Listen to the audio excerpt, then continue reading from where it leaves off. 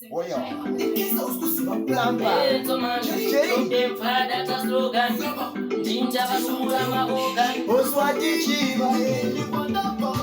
Kuwe pana mihenzo asiyanimire kuirotsa penzo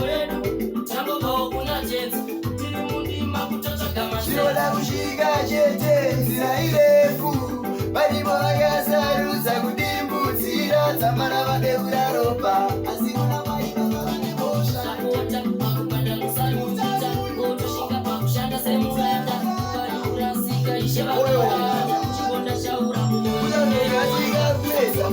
Venga uchada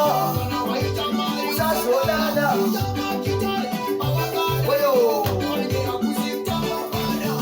aita chake Jehova rume wabatiza moto kita usazime tauya na mkoma tiksen koma kuwaza zodombo preparation